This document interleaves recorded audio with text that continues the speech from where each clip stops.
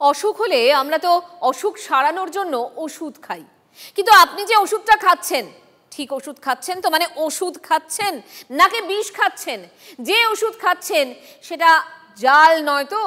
বাজারে ছড়িয়ে রয়েছে এমন কোটি কোটি টাকার জাল প্রেসারের ওষুধ টেলমাসাটিন।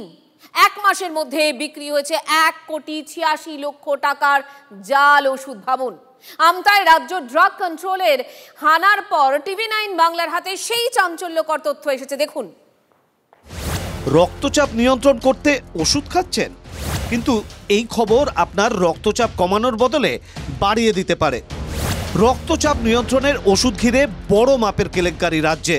যদি জাল হয়ে থাকে তাহলে সেই ওষুধটি আপনার অগোচরেই আপনার শরীরে কোনো উপকার তো করবেই না, বরং অপকার করে আপনাকে ধীরে ধীরে প্রায় মৃত্যুর দিকে ঠেলে দিতে পারে। আতঙ্ক তো বটে, একটা ভয়ঙ্কর আতঙ্ক, কারণ পেশেন্টরা তো যেমন ক্ষতিগ্রস্ত হচ্ছেন তেমনি ডাক্তাররাও কনফিউজ রয়ে যাচ্ছেন রেগুলার। ওষুধপত্র, বেবি ফুড এগুলোতে জাল হওয়া তো এর কোনো এই অপরাধের কোনো ক্ষমাই নেই। হাওড়ার আমতায় এক হোলসেলারের গুদামে হানা দিয়ে প্রায় 20 লক্ষ টাকার জাল ওষুধ বাজেয়াপ্ত করল রাজ্য ড্রাগ কন্ট্রোল। সূত্রের খবর, রাজ্যে এক মাসের মধ্যে 1,86,00,000 টাকার জাল ওষুধ বিক্রি হয়েছে। আমতার হোলসেলারের গুদামে হানা দিয়ে উদ্বেগজনক তথ্য রাজ্য ড্রাগ কন্ট্রোলের আধিকারিকদের হাতে। গ্রেপ্তার করা হয়েছে আমতায় ওষুধের হোলসেলার বাবলু মান্নাকে। সূত্রের দাবি, জাল ওষুধের চক্রে একাধিক ডিস্ট্রিবিউটর যুক্ত। 20 লাখের মতো আমরা সিজ করতে পেরেছি। বাকি 1,66,00,000 রুপিজের মেডিসিন মার্কেটে ওনার সার্কুলেট হয়ে গেছে এক মাসের মধ্যে, এখনও অবধি।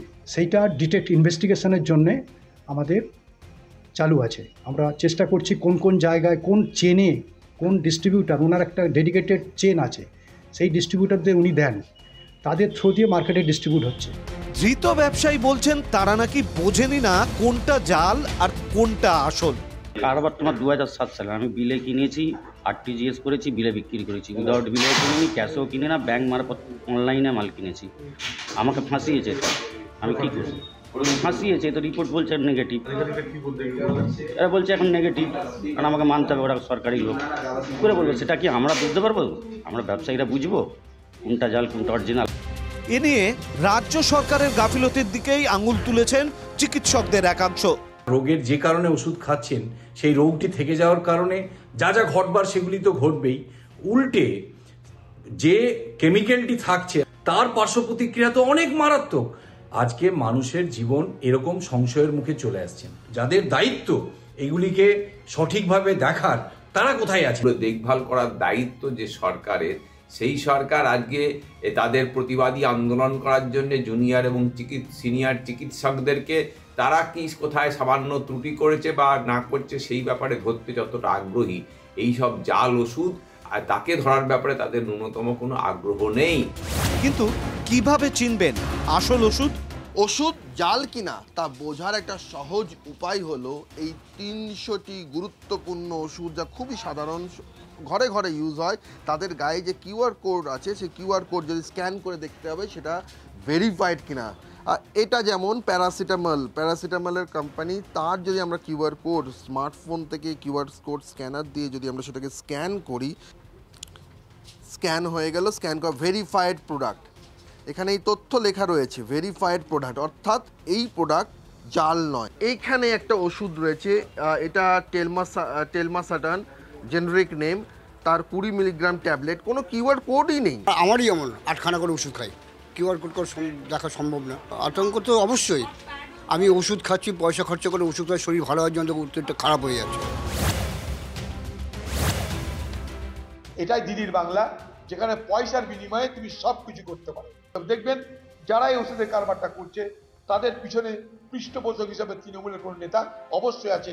জাল IAS দেখেছি এই রাজ্যে, আমরা জাল সার্টিফিকেট দেখেছি এই রাজ্যে, আমরা জাল শিক্ষকও দেখেছি।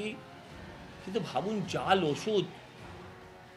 ওষুধ মানে একটা মানুষের জীবন, সেটা নিয়ে খেলা। ক্যান্সার, ডায়াবেটিক সহ বিভিন্ন প্রাণদায়ী ওষুধ, সবেতেই জালিয়াতি। 2 মাস আগেই খাস কলকাতায় ভবানীপুরের একটি বাড়ির গোডাউন থেকে পেটি পেটি জাল ওষুধ উদ্ধার হয়। সৌরভ দত্তের রিপোর্ট, TV9 বাংলা। প্রয়াগরাজের শুভেন্দু অধিকারের পুণ্য স্নান, আজই প্রয়াগরাজ থেকে ফিরবেন কলকাতায়। শুভেন্দুকে কটাক্ষ করেছেন কুণাল ঘোষ। পুরো মাথাটাই ডোবায়নি, এই ডোবা তো অর্ধেক ডোবা। এটা তো তৎকাল হিন্দু তৎকাল বিজেপির সমস্যা যে পুরোটা ডুবলো না, শুধু ছবি তোলার জন্য নাক টিপে এইটুকু ডোবা। আর একবার যাওয়া উচিত, আমি দাবি করছি যদি সত্যিকারের হিন্দু হয় তাহলে আর একবার গিয়ে পুরো ডুবতে হবে এবং অন্য লোককে না দাঁড় করিয়ে নিজের হাতে নিজের নাক টিপে পুরো ডুবতে হবে।